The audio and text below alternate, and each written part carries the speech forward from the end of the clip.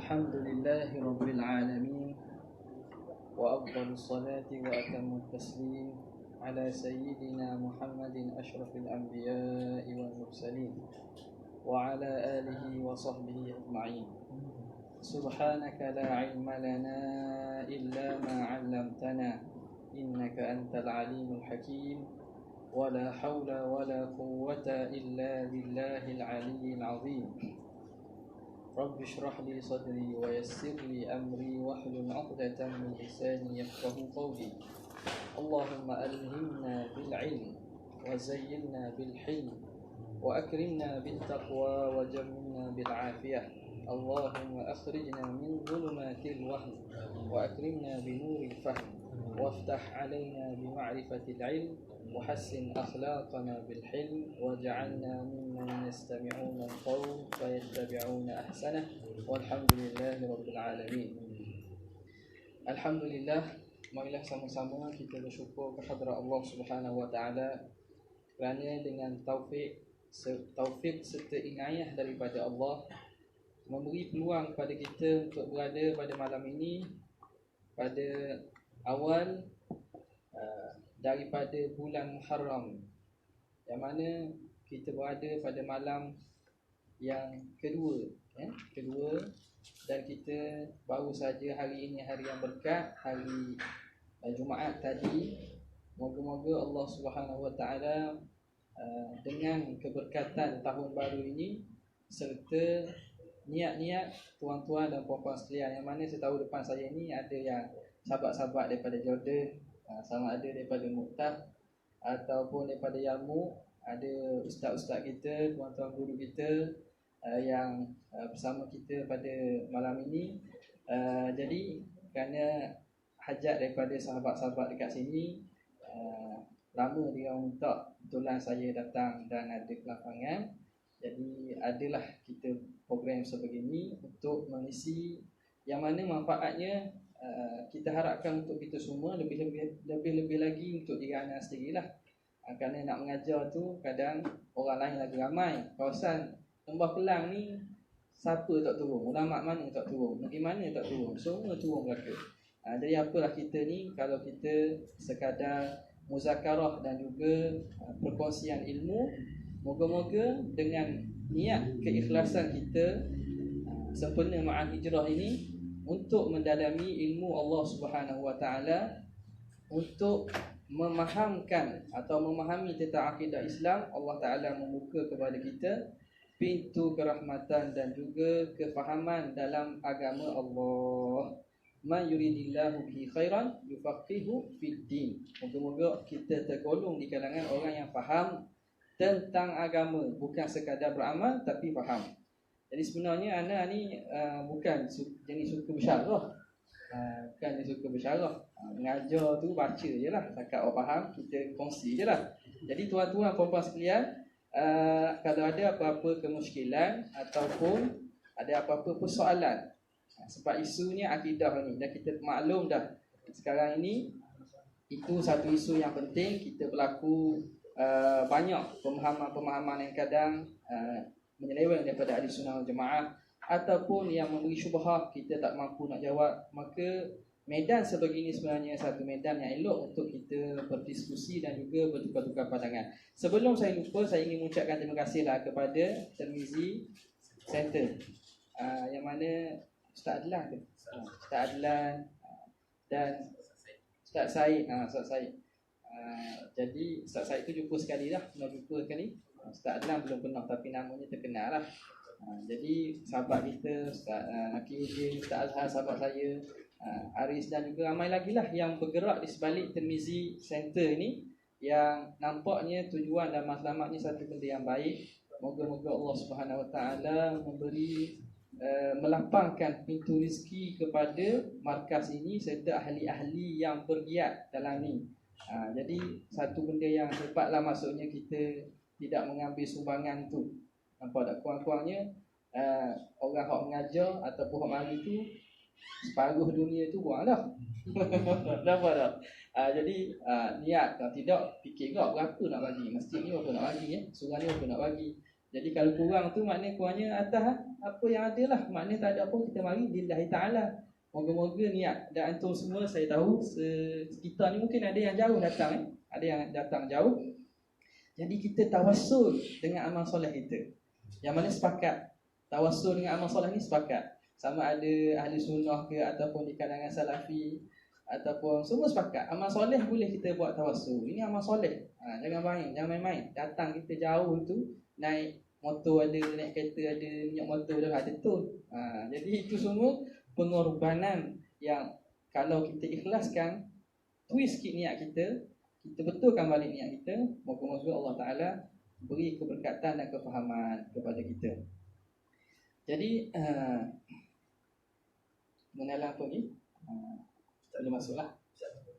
Saya anak ni tak apalah, lepas ni kenal lah. Kita berbual lepas ni. Okey. Jadi kitab ataupun yang akan kita pilih malam ni mungkin pernah baca lah di sini. Saya rasa mungkin dah pernah buat daurah dah pasal muqaddimat bagi Imam Sanusi rahimahullah ta'ala. Dan kalau kawan-kawan di Jordan tu dah baca dah sekali. Kalau di kawan-kawan dekat Jordan, dekat Terengganu pun, kita pun dah baca baru ni bulan puasa.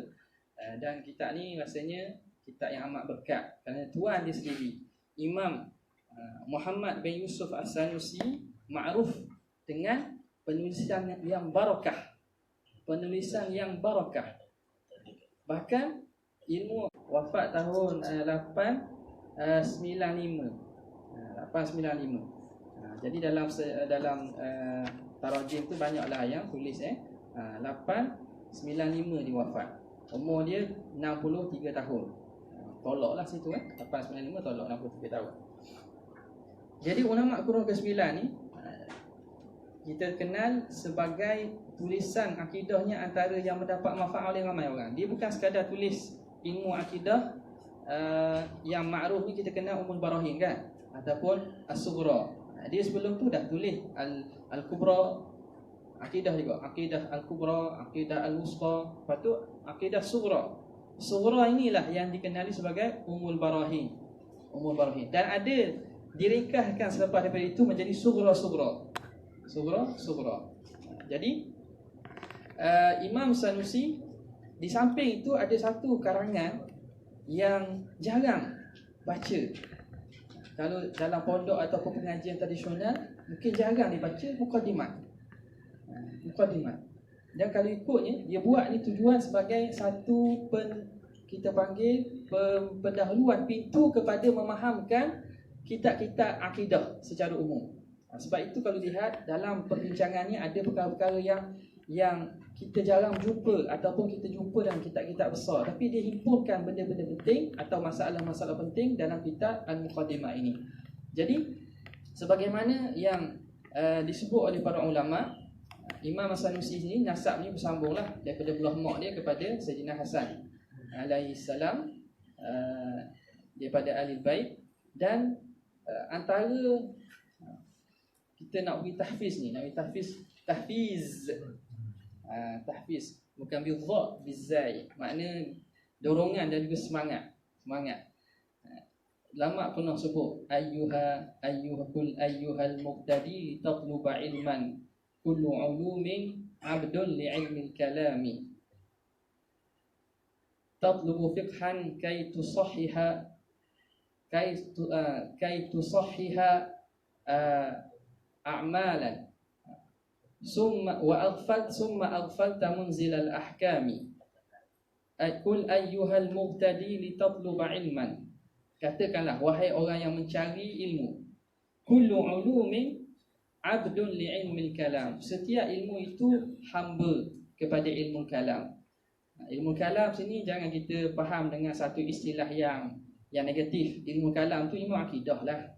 Nama lain bagi ilmu kalam, ilmu akidah, usuluddin, ilmu kalam atau fiqhul akbar. Tatlubu fiqhan kay tusahhiha a'malan ataupun kay tusahhiha a'malan. Kamu belajar fiqh tujuan untuk tusahhihal a'mal, membetulkan amalan-amalan. Summa aghfalta, kemudian kamu lupa untuk baca, untuk kenal. Summa aghfalta munzilal ahkami, Tuhan yang menurunkan hukum. Tatlubu fiqhan kay tusahhiha hukman. Begitu. Betul. Tatlubu fiqhan kay tusahhiha hukman thumma aghfalta munzilal ahkami. Kamu belajar fiqh untuk membetulkan hukum-hukum hakam, tapi kamu lupa Tuhan yang menurunkan hukum hakam tersebut. Jadi ilmu akidah ni satu ilmu yang amat penting, satu ilmu yang perlu didahulukan. Kalau kita, sebagaimana kita maklum, 3 perkara ni lah, mukadimah, semua sahabat-sahabat maklum lah, kelak ulang baliklah kepada yang datang, yang tidak datang. Ilmu akidah, syariah dan juga tasawuf, akhlak. Jadi yang paling asasnya ialah akidah. Kerana kalau orang itu akidahnya salah, maka dia akan kekal dalam neraka. Akidah yang betul ni akan memastikan dia tidak kekal dalam neraka. Memastikan tidak kekal. Masuk neraka tak? Itu tengoklah. Kalau amal baik dia banyak, amal jahat dia kurang, masuk syurga. Kalau amal jahatnya banyak, Tuhan tak ampun. Kalau Tuhan tak ampunkan dia, Tuhan takdirkan neraka dulu, tapi dia takkan kekal. Takkan kekal. Dia akan jadi ahli syurga juga. Tapi kalau akidah dia rosak, akidah dia bawa pada kufur, tidak sah akidah, bayangkan amalan banyak-banyak pun tak ada apa-apa. Dia tidak akan mengeluarkannya daripada neraka. Dia akan kekal dalam neraka. Sebab itu akidah ni benda yang penting untuk menyelamatkan kita daripada kekal dalam neraka. Okey. Kemudian akidah kepentingannya juga asas amalan kan. Syafaat. Orang akidah tak betul tak ada syafaat. Tak ada syafaat. Sebab syarat syafaat itu mestilah orang itu yang nak terima syafaat, mestilah akidahnya betul. Akidahnya akidah yang diterima oleh Allah Subhanahu Wa Taala. Jadi isu akidah sekarang zaman yang amat fitnahnya besar. Masing-masing mengatakan sayalah ahli sunnah, kamilah buat ahli sunnah, buat tu buat bid'ah. Tak, masing-masing dakwa belaka. Jadi kita nak rujuk kat mana? Mana kita nak rujuk? Kat mana? Kita rujuk Quran Sunnah. Cakap senang. Semua orang boleh rujuk Quran Sunnah. Siapakah yang dapat menginterpretasikan Al-Quran Sunnah secara betul? Jadi tak dapat tidak, kita kena faham Al-Quran Sunnah melalui ulama'. Ulama' ramai. Nak pilih mana? Kita pilihlah ulama' yang muktabar, yang mana kealiman, kewarakan, kewalian dan juga ilmunya telah diiktiraf dunia. Telah diiktiraf dunia. Macam mana kita nak kenal? Kita tengoklah pusat-pusat pengajian kat dunia ni, ataupun kita tengok tempat kita sendiri, mana sawadul a'zam, umat Islam yang secara umumnya, siapa yang ulama' yang menjadi rujukan mereka? Ulama' mana? Kalau kitab apa? Tak. Kalau fiqh mungkin senang. Kita mazhab Syafi'i. Tak, kita rujuklah kitab-kitab syarah kepada Minhaj Imam Nawawi rahimahullah taala. Maka kita tahulah bahawa orang dalam mazhab Syafi'i berfatwa dengan fatwa Imam Nawawi dalam Minhaj serta syarah-syarah ulama terhadap Minhaj, Tuhfah dan Nihayah dan seumpamanya. Kita tahu situ. Faham tak? Jadi kalau akidah pun sama. Kalau dalam akidah kita tengok apakah yang menjadi muqarrar, apakah kitab-kitab yang dibaca oleh pusat-pusat institusi pengajian yang telah zaman berzaman diwarisi semenjak as-salaf an khalaf, daripada salaf sehingga ke hari kita, akabir an akabir, daripada orang yang hebat daripada hebat, apa dia baca? Dan kitab yang kita baca ni, itu yang kitab kita Imam Musanisi rahimahullah ta'ala, antara yang tidak lekang, mana-mana ulama' akan buat syarah, akan ajar dan akan ulang-ulang pengajar, syarah dan juga ajar kepada masyarakat, menunjukkan bahawa tingginya nilai ataupun ilmu yang ada dalam kitab ini serta kitab-kitab karangan ulama'-ulama' seumpama beliau. Okey. Saya suka nak ambil sini mukadimah sikitlah kepada supaya kita betulkan balik. Tiba-tiba sebab apa penting kita pilih pengajian atau kitab yang betul ni? Sebab nak rukun syarat ilmu ni, pertama kena ada talib kan, talib. Yang kedua kena ada muallim, kena ada guru lah. Lagi rukun ilmu. Yang ketiga apa dia? Ada syai. Ya'ni bainahuma. Syai kadang-kadang majlis boleh lah. Okey. Kena ada kitab. Ada kitab. Dan yang ketiga kena ada manhaj. Dan kesemua itu perlu kepada yang asasnya ikhlas. Okey. Jadi 4 tadi, pelajar, talib mesti ada. Tak ada talib belajar apa kan? Pelajar. Syarat dia mesti ikhlas. Guru juga syarat dia mesti ikhlas. Yang seterusnya ada kitab. Ini penting, kadang-kadang zaman sekarang ni kita kena kembalikan pengajian berkitab ni. Pengajian berkitab. Ustaz Naki dan ahli-ahli dan center baru ni bincang kitab apa. Kadang kitab tu tebal sangat, nipis sangat. Kadang-kadang ambil masa lama. Jadi kita pilih kitab yang ringkas. InsyaAllah kita, kalau sempat, kita akan habis dalam sehari dua ni lah. Dalam sehari dua ni. Okay. Kitab ni penting supaya kita tidak tersalah pilih kitab. Tak salah pilih kitab satu, salah pilih guru boleh jadi juga. Tu kena pilih ni. Yang keempat ialah manhaj. Ada juga orang yang mengajar kitabnya mungkin kitab yang ahli sunnah, kitab yang betul, tapi manhaj tak ada. Itu juga tidak dapat menyampaikan ilmu kepada pelajar. Dia nak mengajar mazhab Syafi'i, baca kitab atau kitab risalah. Baca kitab kitab risalah. Jadi, tapi bila baca kitab kitab risalah tu, dikritik pula Imam Syafi'i dalam tu. Kritik tanpa ada asas lah. Kalau kritik tu maknanya ada asas, tapi kerana ni pendapat Imam Syafi'i menyalahi pendapat jumhur ni, kritik. Padahal ibarat Imam Syafi'i itu belum dia faham. Belum dia faham betul-betul. Terus dia kritik. Maka itu juga kalau kita tengok, itu cara yang tidak mendapat berkat daripada ilmu dan juga kitab tersebut. Jadi kita bukan kata kitab maksum, tak ada yang maksum kecuali Rasulullah SAW. Cuma apa-apa kita nak kritik, pastikan kita faham dah apa ibarat musannif pengarang kata, barulah kita kritik dengan cara yang adil dan juga cara yang baik. Okey. Jadi itu saya ambil satu perkataan yang dinukilkan oleh murid kepada Imam Sanusi rahimahullah. Dia kata sami'tuhu radhiyallahu ta'ala anhu yaqul ma ma'nahu.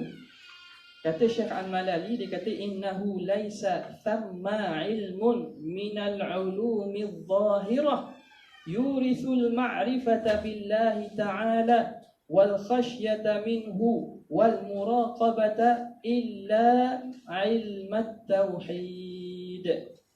Kata dia pernah dengar, murid dia kata, aku pernah dengar Imam Sanusi beritahu bahawa tidak ada di sana satu ilmu daripada ilmu-ilmu zahir yang mendatangkan makrifah kepada Allah, mendatangkan takut kepada Allah dan muraqabah, rasa dekat dan rasa diperhatikan, kecuali ilmu tauhid. Sungguh kalau faham betul-betul ilmu tauhid, insya-Allah dia akan berjalan dengan jalan yang lurus. Akidah dia, bila betul akidah, fiqh pun akan jadi betul. Tasawuf pun tak akan jadilah tasawuf mengaruk-mengaruk. Tak akan jadilah ajaran-ajaran sesat. Tak ada. Sebab apa? Asas akidahnya teguh. Itu satu. Wa bihi yaftahullahu lahu fahma sa'iril ulumi kulliha.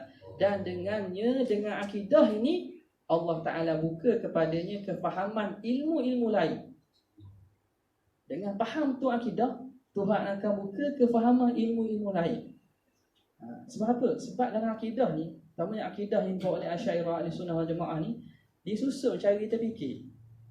Pertama, kalau kita biasa dengan kitab-kitab akidah, kita akan tengok macam mana cara ulama' berfikir dan berijtihad. Kita tak akan keluarkan ijtihad senang-senang.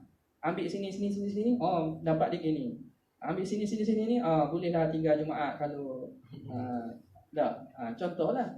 Tak boleh sini-sini ingat. Jadi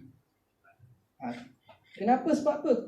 Jadi sebab bila akidah ni betul, dia akan Imam Sanusi kata Allah Ta'ala akan buka baginya ilmu-ilmu lain. Dan mujarrab, hadza mujarrab. Mujarrab. Ana sendiri pun antara kita awal ana yang baca, bukan kata kita tak apa tidak Allah Ta'ala ilmu daripada Allah, tapi maknanya kita boleh faham ibarat kita boleh ni antara kita awal yang kita baca, inilah yang dia ajar oleh guru kita dah. Kitab bukan kitab ni, kitab Ummul Barahim. Kitab Ummul Barahim Sughra. Okey. Wa ala qadri ma'rifatihi bihi yazdadu khawfuhu minal maula. Dan sekadar makrifah seseorang dengan ilmu akidah akan bertambah takut daripada Allah Tabaraka wa Ta'ala, wa qurbihi minhu, dan bertambah dekat dengan Allah Ta'ala. Memanglah bila faham tu akidah, dia takkan cepat-cepat kritik apa-apa syair-syair ataupun apa kata qasidah-qasidah ataupun kita panggil apa lantunan kerinduan ahli-ahli sufi dan makrifat, yang mana mereka daripada ulama besar. Kadang-kadang bahasa tu nampak zahirnya macam salah kan, tapi bila ada akidah yang betul, kita faham, oh takkanlah tuan kitab ini dia ini akidahnya akidah ahli sunnah. Orang yang kata minum air boleh menghilangkan dahaga, dia itu dah jadi kafir, kufur. Air boleh menghilangkan dahaga, tiba-tiba dia buat benda kufur pula. Pelik juga lah. Jadi benda itu kita perlu bertenang dan tidak gopoh, terutamanya kepada zaman-zaman sekarang ni lah, di mana orang semua nak gaduh belaka. Semua nak gaduh maknanya gopoh kan. Gopoh baru belajar sikit gopoh. Hatta baru belajar Asy'ariyah sikit pun nak entam orang dah. Ada juga gitu. Okey, jadi kita apa yang penting kita biar kurangkan bercakap, banyakkan membaca. Kurangkan bercakap, banyakkan membaca, banyakkan mutalaah. Jangan kita rasa kita dah tahu belaka dah, waktu kita nak ontar kat orang. Tak. Itu yang jadi masalahnya. Jadi itu sedikit mukadimah berkaitan ni. Kalau ikutnya mukadimah tu, kalau nak panjang itu panjang lagi. Akidah ni perbahasan yang sangat indah, sangat menarik dan sangat penting dalam kehidupan kita. Okey. Maka kita insya-Allah kalau ada apa-apa jangan risau nak potong ataupun nak tanya saya, tak ada masalah. Okey. Jadi sebelum kita mula, marilah sama-sama kita membaca Al-Fatihah. Kita niatkan sedekah kepada tuan kitab kita, Syekh Muhammad bin Yusuf As-Sanusi rahimahullahu ta'ala, kepada para ulama, masyayikhina wa masyayikhihim, awliya ila salihin, wa man bihim wasala ilmu ilaina wa ila hadratin Nabi Muhammadin sallallahu alaihi wasallam. Syai'illah lahumul Fatihah. A'udzu billahi minasyaitonir rajim. Bismillahirrahmanirrahim. Alhamdulillahirabbil alamin. Arrahmanirrahim. Maliki yaumiddin. Iyyaka na'budu wa iyyaka nasta'in. Ihdinas siratal mustaqim. Siratal ladzina an'amta 'alaihim ghairil maghdubi 'alaihim waladdallin.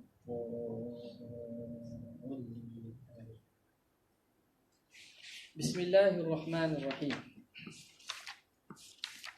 Kitab kita ni nama dia Al-Muqaddimat.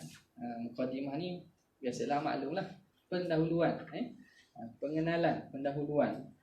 Dan tuan kitab juga Muhammad bin Yusuf Sanusi, Imam Sanusi sendiri, dia buat syarah dia, syarah Muqaddimat. Antara syarah yang elok juga ni lah, syarah yang ditakik oleh Syekh Nizar Hamadi ni, syarah yang elok. Bismillahirrahmanirrahim. Sallallahu ala sayyidina Muhammadin wa ala alihi wa sahbihi wa sallam. Selawat Allah hadap penghulu kami Nabi sallallahu alaihi wasallam, kepada ahli keluarga baginda, sahabat baginda. Selawat dan salam yang berpanjang-panjangan. Qala Syekhul Imamul Alimul Allamah Al-Muhaqqiq Abu Abdillah Muhammad As-Sanusiyul Hasaniyu rahimahullahu ta'ala wa radhiya anhu, amin. Berkata Syekh Imam Alim, lagi Allamah, fa'alah. Tak. Ta tu bukan ta ta'nis, ta mubalaghah ismil fa'il. Ta yang menunjukkan mubalaghah. alim. Allamah lagi amat alim. Al-muhaqqiq yang tahqiq. Yang ilmu dia kita panggil bahasa dengan kejap. Ilmu dia teguh. Abu Abdillah Muhammad As-Sanusi Al-Hasani rahimahullah ta'ala. Jadi maafkanlah kalau ana tak terang panjang-panjang. Tak terang panjang-panjang. Jadi kalau nak ikutnya, ada orang suka terang syarah bismillah. Setengah jam bismillah. Tak apa lah. Tak salah itu. Sebagaimana dalam kitab begitulah. Cuma kerana melihatkan kepada masa dan tu, anak-anak lebih kepada kita nak faham isi ni. Tapi kalau ada apa-apa pertanyaan, tolong jangan risau tanya. Sahabat-sahabat yang kat Jordan tu dah biasa tau. Dengan anak, kita memang kita punya kelas terbuka dan juga ada apa masalah hatta nak rock sekalipun. Sila kemukakan. Okey. Alhamdulillah. Okey. Dia datangkan bismillah dengan alhamdulillah juga. Al-hukmu. Dia bincang hukum dulu. Al-hukmu itsbatu amrin au nafyuhu. Hukum itu mengisbatkan sesuatu atau menafikan sesuatu. Menafikan amrin, sesuatu. Dalam ibarat lain disebut isbatu amrin li amrin au nafyuhu nafyu amrin li amrin. Gitulah. Isbatkan sesuatu pada sesuatu. Hukum ni apa? Hukum ni maknanya kita, kalau ibarat lain, jumlah khabariyah itulah. Zaidun qaimun. Zaid berdiri. Hukum tu. Kita hukumkan Zaid berdiri. Saya kenyang. Kita hukumkan diri kita dengan kenyang. Hukum lah tu. Bukan hukum ni secara makna wajib, mustahil, harus je. Ataupun wajib, sunat, makruh. Itu hukum pembahagian nanti. Akan bagi hukum syarak, akan bagi hukum akal, hukum adat. Sekarang ni hukum dari segi bahasa tu isbat. Kita isbatkan sesuatu pada sesuatu. Bilik wangi. Bilik ini wangi. Kita mengisbatkan wangi bagi bilik. Jadi itu hukum. Maka bila hukum ni baru kita boleh tentukan dia. Dia termasuk daripada mana? Adakah masuk pada kategori yang hukum akal ataupun hukum syarak? Itu bila kita faham maksud hukum. Jadi jumlah mubtada' khabar tu hukum. Isnad ada musnad ilaih itu hukum. Wa yanqasimu ila thalathati aqsam. Terbahagi hukum kepada thalathati aqsam, 3 bahagian. Hukum ni ada 3 bahagi. Syar'iyyin wa 'adiyyin wa 'aqliyyin. Ini maklumlah ke sahabat-sahabat sekalian, ada yang dah ada BA, ada master, ada PhD dah. Semua boleh, benda ni maklum. Maklum dalam ilmu-ilmu dah diceritakan panjang. Pertama hukum syar'i, hukum syarak. Yang kedua hukum adat, yang ketiga hukum akal. Kenapa beza? Kerana yang menghukum al-hakim itu berbeza. Yang menghukum dia, hakim itu berbeza. Okay, sekarang ni siapa yang menghukum perkara ini? Perkara ini nak masuk kategori mana? Kategori yang dihukum oleh akal. Maka hukum akal. Hukum ini semayang wajib semayang. Siapa yang menghukum wajib semayang tu? Syarak kan? Hukum syarak. Hukum syarak. Jadi berbeza kepada syarak ada, akal ada, adat ada, melihat kepada hakim yang berbeza, penghukum. Dia kategori mana tu? Okey. Fasyar'iyyu, maka hukum syarak huwa khitabullah ta'ala al-muta'alliqu bi af'alil mukallafina. Khitab Allah. Boleh tengok sini boleh tengok sini. Ustaz Ilmi, maknanya kalau ada mulahazah apa-apa, betul tanya saya terus. Okay. Ini jasa Ustaz Ilmi ni. Khitabullah. Khitab Allah Subhanahu wa ta'ala. Khitab makna kita kata apa? Perkataan Tuhan lah. Khitab Allah al-muta'alliqu, yang berkait bi af'alil mukallafin, dengan perbuatan sekalian mukallaf. Segala perbuatan mukallaf. Jadi hukum syarak pertamanya, siapa yang hakimnya? Allah. Haqiqatan ataupun Rasul majazan.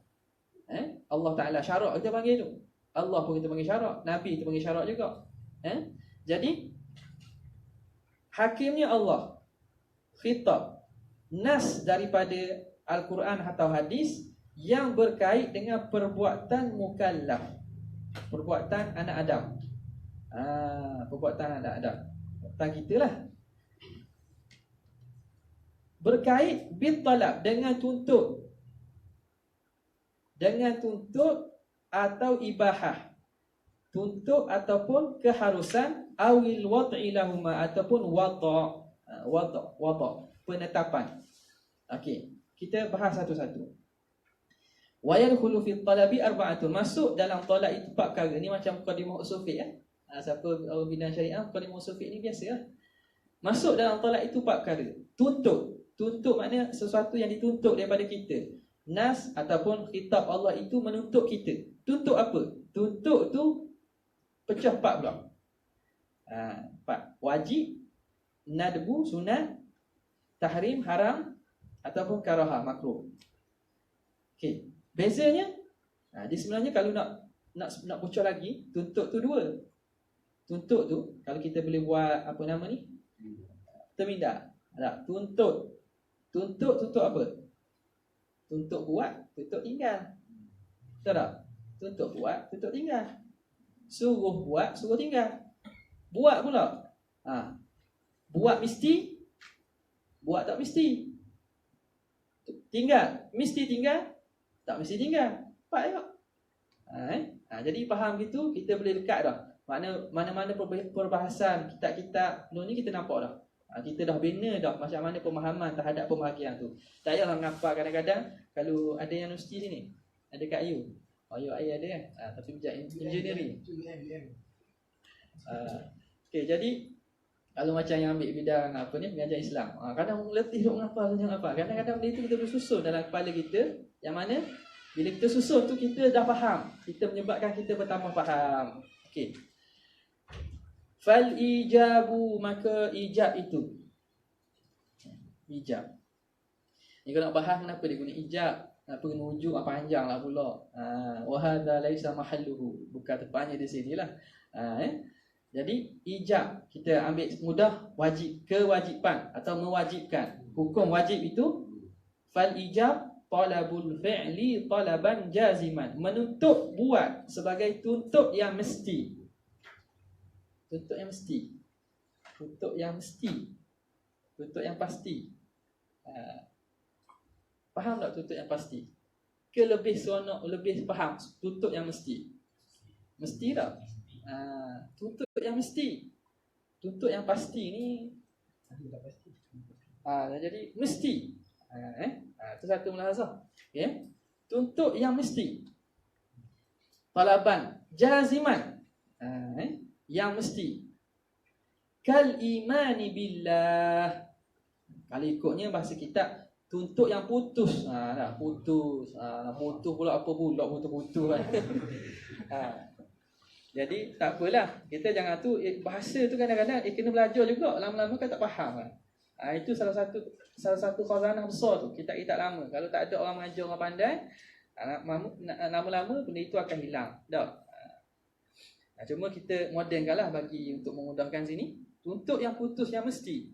Kal imani billah, seperti beriman dengan Allah Subhanahu wa taala, wa bi rasulihi, dengan rasulnya, wa ka qawaidil Islam al-khamsi, seperti kaedah-kaedah Islam yang 5. Kaedah Islam maksudnya hukum Islam lah. Okey. Habis. Jelas Ini mudah-mudah, depan ni mudah. Belakang ni payah sikit. Depan ni dia sebut saruhmu. Okey, wan nadbu huwa talabul fi'li. Sunat pula. Nadbu talabul fi'li, tuntut buat, talaban ghaira jazimi, tuntut yang tidak mesti. Tuntut tapi tidak mesti. Kasalatil fajri, seperti ada situ. Kasalatil fajri. Itu apa itu?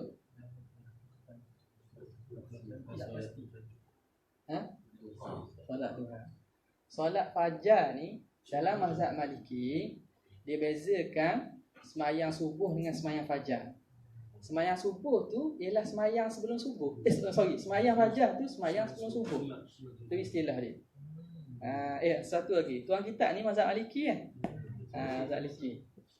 Sanusi. حتى عند الشافعية dia gunakan juga istilah salatul fajr عند sunnah. Salatul fajr, kalau ada salatul fajr, kalau mafhum minasiyah. Tapi kalau salatul fajr sisi kita merujuk solat subuh. Solat subuh ni bukan solat subuh kan? Ni sunat.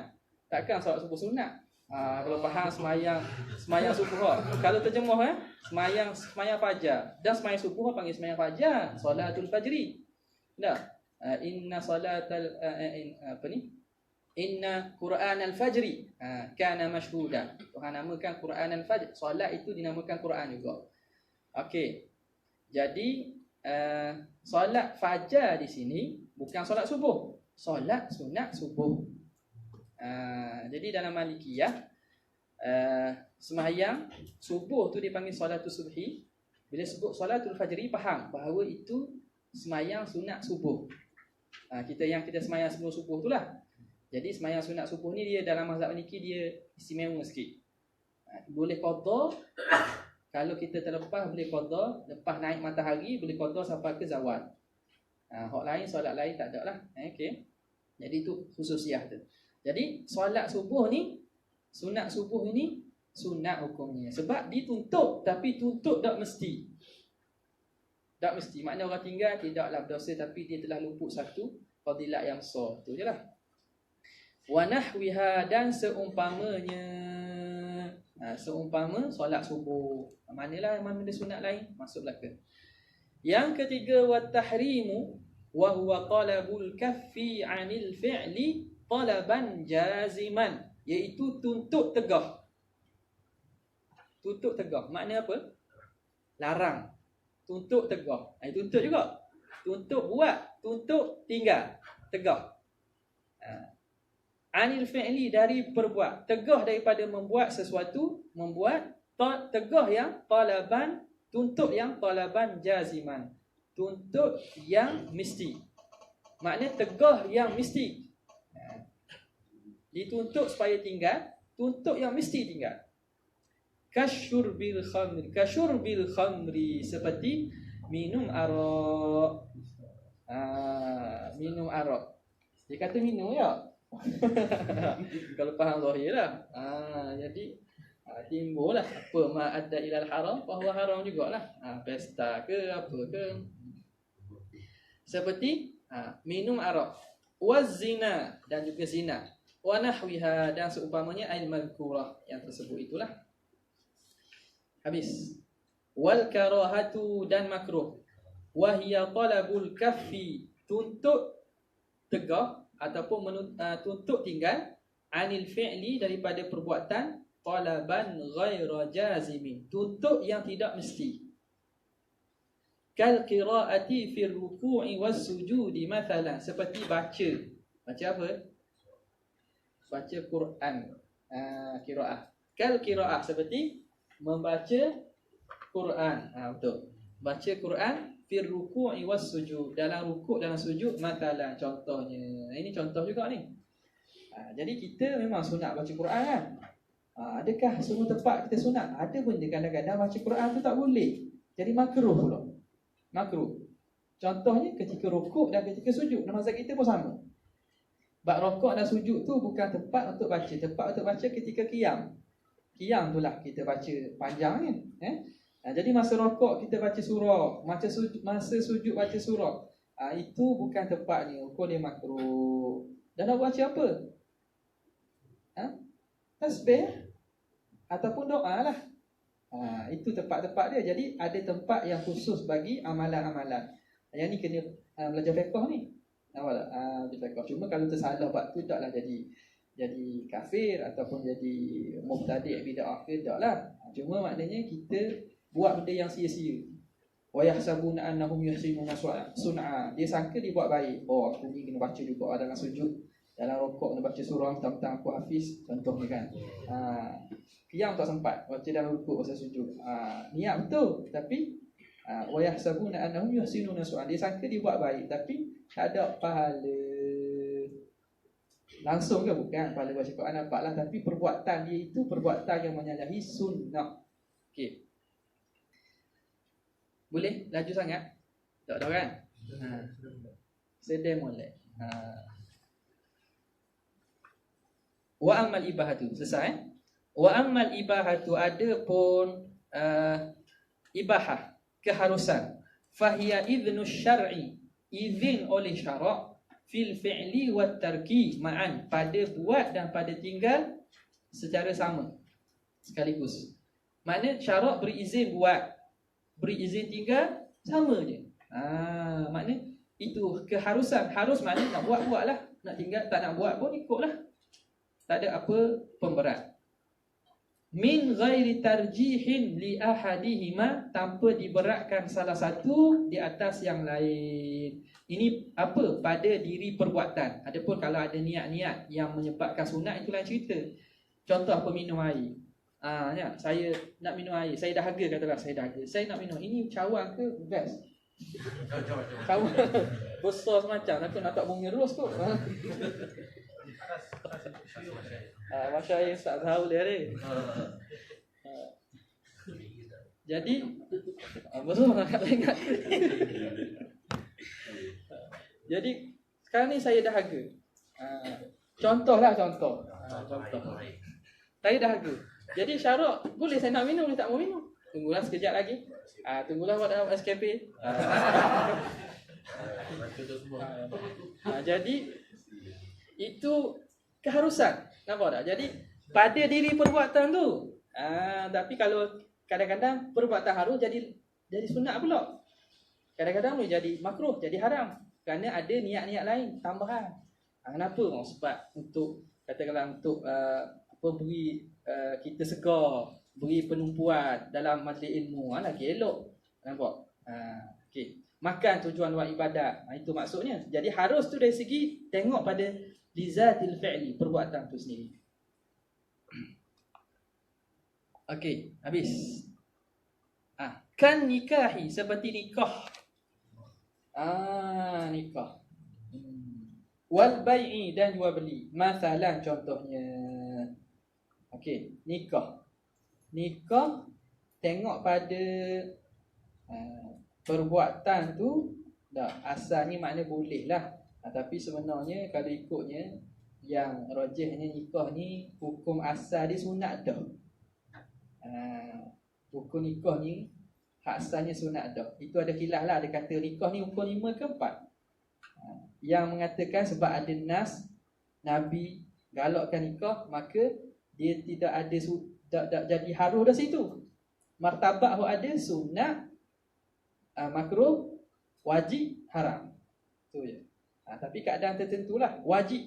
Contohnya kalau tak nikah, tak nikah dia akan buat perkara zina ke dan seumpamanya kan. Jadi kalau gitu wajib dia, wajib nikah. Kalau makruh pula, makruh kalau tak dapat tunaikan tanggungjawab dan seumpamanya, maka itu akan berubah berdasarkan sebab-sebab dan juga faktor-faktor lain. Okey. Jadi contoh nikah tu tak apalah, kalau kita sebagian ulama masih menganggap nikah tu benda yang kembali pada fitrah kita. Siapa nak nikah, nikah. Siapa tak mau nikah, ikut dia lah. Ikut dia. Sebab ada juga orang yang tak nikah kan ada sebab. Ada sebab. Dia nak jaga televisi center ke. Dia nak khidmat situ. Imam Nawawi khidmat tak? Kepada Darul Hadis, kepada ilmu. Okey. Habis. Dan baik jual beli. Jual beli mungkin jelas sikit. Jual beli, nak jual beli pun ikut kita lah, hukumnya harus. Tapi kadang-kadang jadi wajib. Dengan sebab jual beli itu hanya sumber pendapatan kita, jadi wajib. Ni saya rasa kita cepat-cepat je lah. Wa ammal wad'u, adapun wada', hukum wad'i. Hukum wad'i itu apa? Hukum wad'i. Masuk hukum syarak, tapi hukum syarak dia ada taklifi, ada wad'i. Taklifi itu berkaitan mukallaf. Wad'i ni dia tak ada kaitan secara langsung perbuatan mukallaf, tapi kepada benda yang luaran. Fahuwa ibaratun. Al-wada' itu ibarat daripada an-nas bisyari'i, menetapkan oleh syarak, menetapkan. Ni terjemah apa? Apa dia? Mengaitkan. Tengoklah mana-mana sesuai tu. Kadang-kadang ni ada setengah asatizah Allah Ta'ala buka kepada dia dalam menterjemah. Tak, ada setengah-setengah syekh kadang dia terjemah, kita rasa masuk je dalam hati. Senang je nak faham kan. Ada orang walaupun ilmu tinggi tapi dia nak sampaikan tu tak ada, tak pandai. Itu masing-masing kelebihan. Bukan kadang-kadang mungkin anak terjemah tak apa faham. Mungkin orang lain terjemah lebih faham. Cuma kalau kita ada contoh kataan lain, maklumlah mana. Jadi di sini kalau ikutnya ibarat daripada nas bisyari', menetapkan oleh syarak. Syarak menetapkan amaratan, tanda, satu tanda ala hukmin, atas hukum min tilkal ahkamil khamsah, daripada 5 hukum tadi. Tadi wajib, lepas tu sunat, harus, makruh, haram. 5 tadi ada kaitan, ada hukum wad'i yang berkait dengan 5 perkara. Wajib sembahyang zuhur. Bila, apa sebab wajib sembahyang zuhur? Sebab tu panggil hukum wad'i. Apa tu? Okey. Faham? Sembahyang zuhur wajib. Hukum tu hukum taklifi. Apakah yang menyebabkan sembahyang zuhur wajib? Itu sebab. Sebab tu termasuk hukum wad'i. Okey. Wahya sababu wasyartu wal mani'. Itu 3 sebab, syarat, mani'. Sebab, syarat, mani'. Ada menambah pula as-sihah wal butlan. Okey. Jadi yang ni disebut 3. Apa itu sebab? Fasababu ma yalzamu min wujudihi al-wujudu wa min adamihi al-adamu li dhatihi. Sebab itu sesuatu yang lazim daripada adanya, ada sesuatu.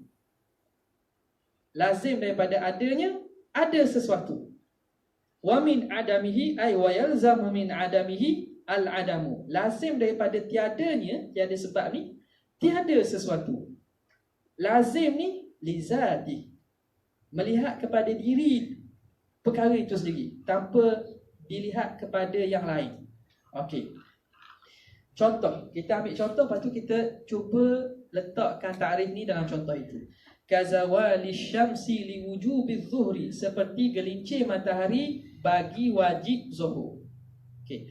Wujubul zuhri, wajib sembahyang zuhur hukum apa?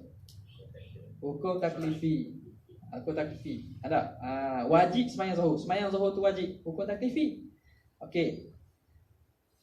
Apakah sebab yang mewajibkan sembahyang zuhur? Zawali syams, gelincir matahari. Gelincir matahari itu sebab kepada wajib sembahyang zuhur. Okey. Apa maksud? Allah Ta'ala menjadikan gelincir matahari tanda bagi wajib sembahyang zuhur. Kita ambil semula takrif atas tu. Okey. Apa maksud? Lazim daripada adanya gelincir matahari adanya wajib zuhur. Bila gelincir matahari maka wajiblah zuhur. Itu maksud lazim. Dan daripada ketiadaannya tiada. Lazim tak ada gelincir matahari. Kalau tak gelincir matahari, tak ada lah wajib zuhur. Itu mudah je. Faqis ala qawli takun allamah. Siapa kata? Masya Allah. Wal harfu ma laisat lahu alamah. Faqis ala qawli takun allamah. Gitulah. Yang mudah je. Kaedah ni istimewa kitab-kitab para ulama, yang mana kitab yang dijadikan muqarrar, yang diiktiraf oleh para ulama. Sebab apa? Dia bagi takrif tu tepat dah. Dia bagi takrif contoh tu tepat. Kita boleh ingat apa, datang apa-apa kacau-kacau, kita kiyah je situ. Lain orang ambil kitab besar-besar tau. Kitab besar-besar yang kadang perbahasannya kadang tidak secara tersusun. Itu jadi yushawishu uqul at-tullab. Jadi menyebabkan pemikiran pelajar ni dia sekabut. Sekabut. Okay? Jadi pemilihan kitab ni pun taufik min Allah lah. Ana pun sendiri bila tanya tu Allah, kita istiqarah jugalah. Lepas tu pihak Tirmizi Center pun setuju. Mana moga-moga Allah Taala beri kita taufik sempurna dengan ma'al hijrah ni. Amin. Kat mana ni? Gelincir. Jelas satu. Okey. Boleh faham tak? Kalau tak faham tanya.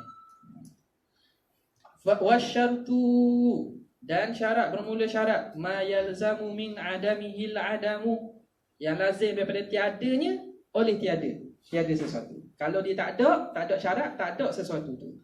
Wala yalzamu min wujudihi wujudun wala adamun lidatihi, dan tidak lazim, tidak mesti daripada adanya oleh ada yang lain atau tiada yang lain, lizatihi, melihat pada diri perkara tersebut.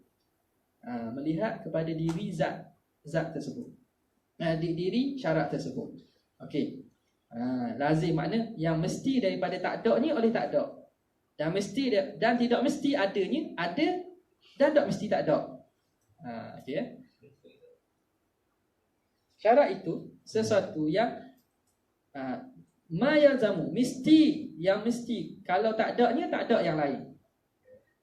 Dan tak mesti tak adanya, tak mesti adanya ada yang lain, dan tak mesti adanya tak ada yang lain. Mana ada dia tu tak mesti ada satu lagi, tak mesti tak ada satu lagi. Okey, kita tengok contoh. Okey. Ka tamamil hauli, seperti sempurna haul, cukup haul. Masalah sebagai contoh, li wujubiz zakat, bagi wajib zakat. Wajib zakat hukum apa? Hukum taklifi. Wajib zakat hukum taklifi. Okey. Sebab berkaitan dengan manusia, mukallaf kena keluar zakat kan? Wajib zakat. Apa syarat wajib zakat? Antaranya cukup haul, sempurna haul, iaitu setahun qamariyah. Bagi zakat tertentulah. Setengah zakat tanaman itu yaumul hasadih, hari ketam, hari dipungut hasil, hari dituai. Okey. Jadi sempurna haul syarat bagi wajib zakat. Maksudnya kalau tak cukup haul lagi, ma yalzamu min adamihi al-adam. Kalau tak ada syarat, tak ada benda tu, tak cukup haul, wajib tak zakat? Dah wajib. Dah nak keluar juga. Jangan tanya nak keluar juga. Wajib ni. Maknanya tak mesti awak nak keluar juga, baguslah. Tak. Kena faham apa tu? Okey. Maknanya kalau tak cukup haul, tak wajib zakat. Okey. Tapi tidak lazim adanya ada sesuatu ataupun tak ada sesuatu tu. Kalau cukup haul, adakah wajib zakat? Tak lazim daripada adanya ada yang satu lagi, ataupun tak ada satu lagi. Kita masuk dalam contoh kita. Kalau cukup haul, adakah lazim daripada cukup haul wajib zakat? Tak ada langsung. Dari segi lazim ada pun tak, lazim tak pun tak. Sebab apa? Sebab dia syarat ini berhajat kepada yang lain lagi. Okey. Cukup haul adakah wajib zakat? Boleh jadi wajib, sebab syarat-syarat lain dah penuh. Nisab dah cukup, milik dia. Boleh jadi dah wajib. Sebab apa? Dah cukup nisab, duit PTPTN, belajar PTPTN, duit dalam bank ada 100 riyal, nak wajib zakat kau ni contoh. Okay. Jadi itu maksud dia. Tak lazim daripada adanya ada yang satu lagi ataupun tiada satu lagi. Ada pun tak mesti, tak ada pun tak mesti. Tak boleh nak kata lah, maknanya kita tak hukum lagi lah. Kita tidak menghukum dengan wajib ataupun tidak. Gitu je. Contoh lain lagi. Apa dia? Hak mudah. Wudu nisbah wajib sembahyang. Wajib sembahyang hukum taklifi. Wudu syarat bagi sah solat. Wudu syarat bagi sah solat. Okey. Bila tak ada wudu, confirm tak sah solat. Tak ada wudu, tak ada sembahyang. Tak ada sembahyang. Kalau sembahyang juga dah sah lah. Kalau ada wudu, adakah sah, mesti sah sembahyang? Tak boleh kata. Tak boleh kata. Itu maksudnya. Tidak lazim, tak mesti. Maknanya boleh jadi ada wuduk tapi semayang dok sah. Apa? Contoh dah masuk waktu ni. Rajin sangat semayang zuhur sebelum waktu zuhur. Jadi tak masuk waktu lagi. Jadi tak mesti ya. Dan tak mesti sah semayang. Tak. Okey. Jadi itu maksudnya. Kalau satu perkara, Bismillah. dia punya syarat tu satu je. Satu perkara satu syarat dia satu je. Contoh saya tak tahu sikit, tapi tak ada satu perkara tu syarat dia satu je. Jadi kewujudan dia tu melazimkan wujudnya benda tu. Tak. Dia wajib dengan sebab pula. Tengok ada sebab pula. Tengok ada sebab tengok. Ya. Kalau ada syarat istita'ah contoh. Syarat bagi haji. Tak.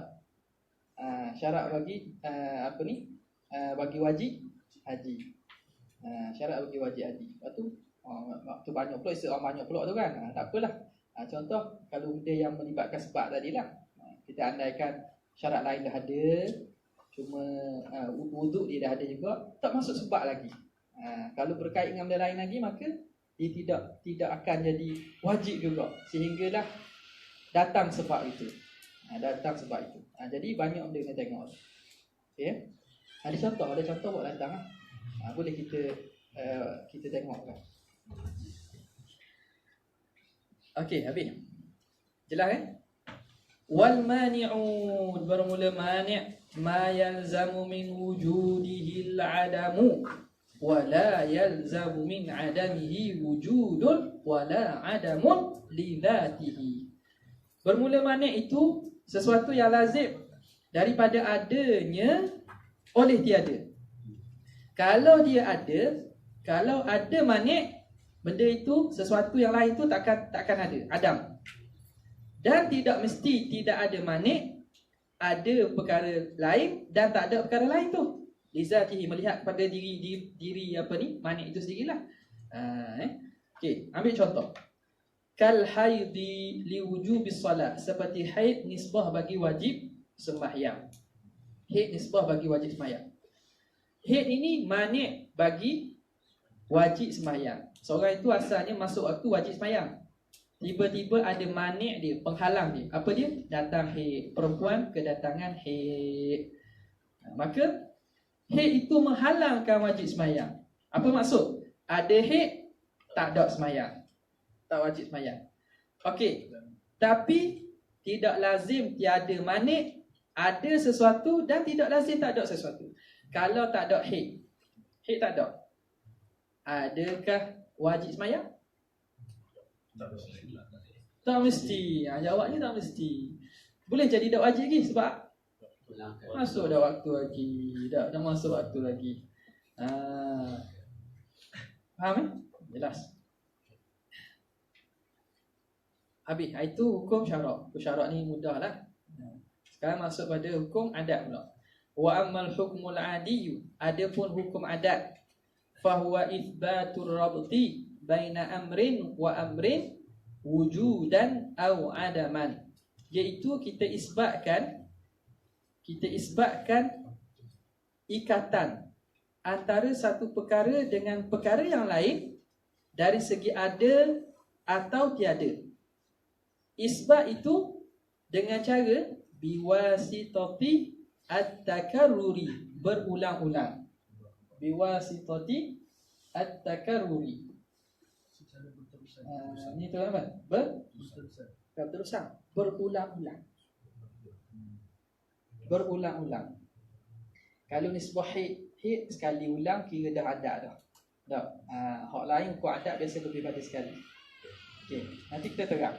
Jadi hukum adat ni kita nak kaitkan sesuatu dengan sesuatu, ada dan tak ada dia dengan cara pengulangan.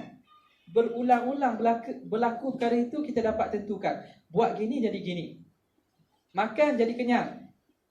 Minum air hilang dahaga. Daripada mana awak tahu makan kenyang? Mana tahu? Berlaku berulang-ulang kita makan kenyang. Tak? Jadi itu hukum adat. makan mengenyangkan, kita mengisbatkan kenyang bagi makan. Jadi kita kata makan mengenyangkan tu hukum adat. Kenapa hukum adat? Kita kaitkan kenyang dengan sebab makan. Perkaitan tu berlaku dengan cara takarrur, berulang-ulang. Api membakar. Jadi tu kita hukum tu.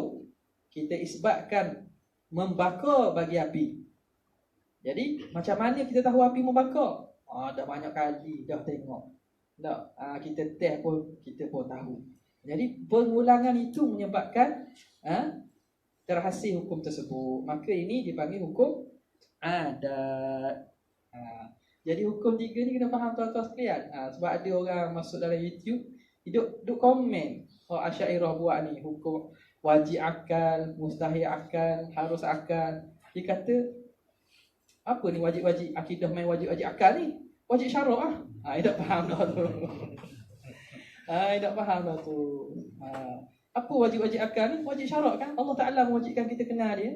Itu lain cerita tu, ni tak faham lah ni. Sekarang ni lapangan berbeza. Orang main badminton, takkan nak main badminton dengan padang golf. Ambil bola badminton ni main kat padang golf. Seorang duduk sini, lubang ni seorang duduk lubang satu lagi. Ataupun main apa lagi? Nak main tenis. Main tenis dekat padang bola. Tak kena lah. Lapangan berbeza. Jadi hukum sekarang ni bicara kita hukum apa? Hukum syarak. Bicara hukum apa? Hukum adat. Bicara hukum apa? Hukum akal.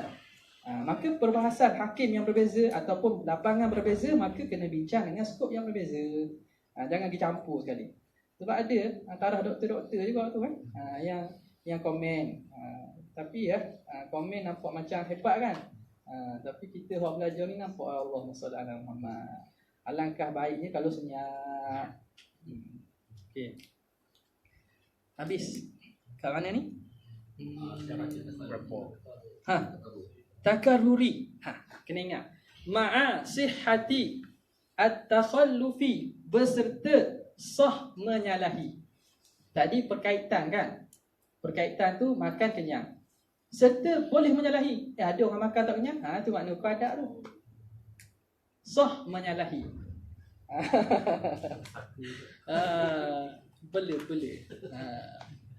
Okey. Jadi sah menyalahi. Ingat, ni qaid belaka ni tak habis lagi. Wa adami ta'thiri ahadihima fil akhari albattata, dan tiada memberi kesan salah satunya kepada yang lain langsung. Langsung. Albattata tu tak ada kesan langsung.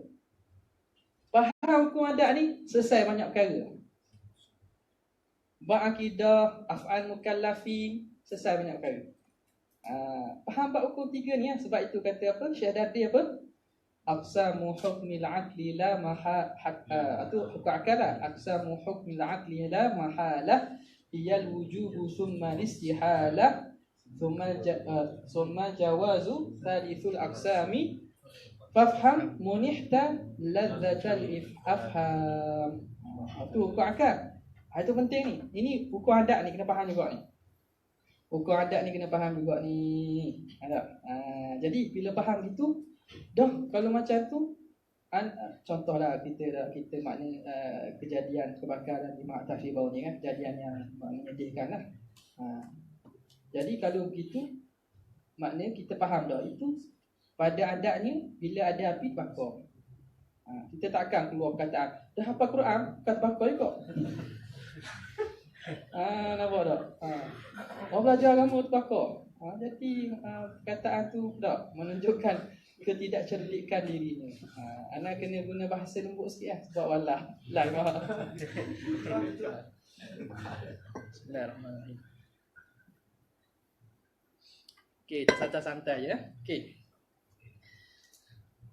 Jadi hukum faham hukum adat banyak ni. Faham setiap tu. Pertama tadi isbatu amri dan amri dengan wasitah takarrur.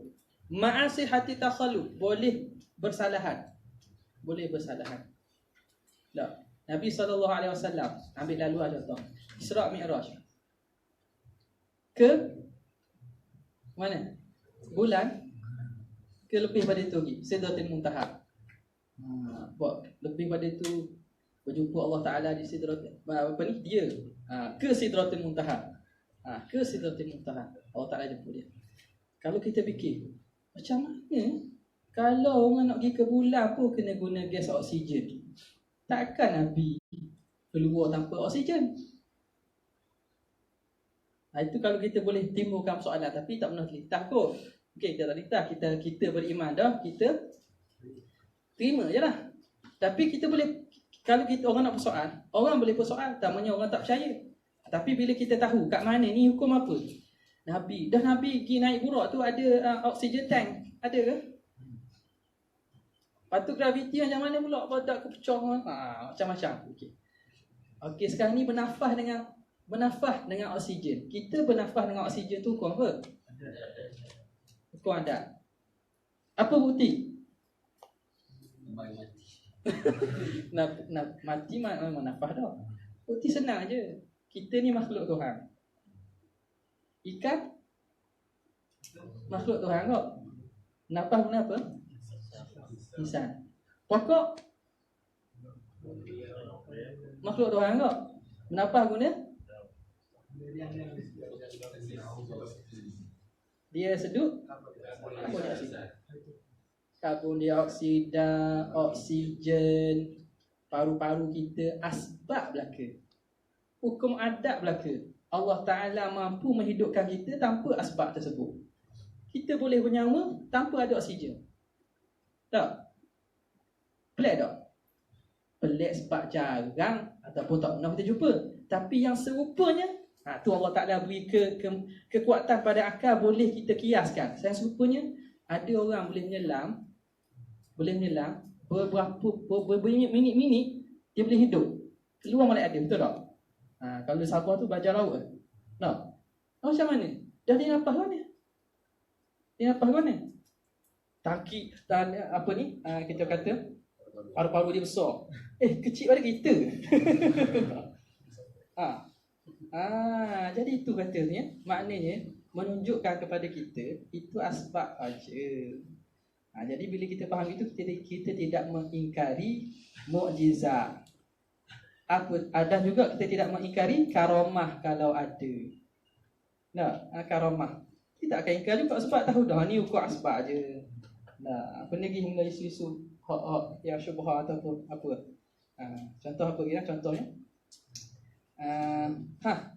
Contoh kata ada seorang syekh tu dia semayang tarawih 1000 rakaat. Pelik. Kan ada orang pertikai kan? Ada orang pertikai. Masalahnya pelik tak masuk akal. Dia nisbah diri dia hak malah.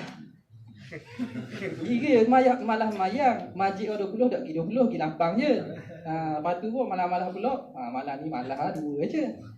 Dia nisbah 1000 rakaat. Macam mana nak semayang? Sekarang ni kalau tak ikut hukum itu adatnya, sebenarnya boleh saja kalau ikut hukum biasa pun tak ada masalah orang semayang.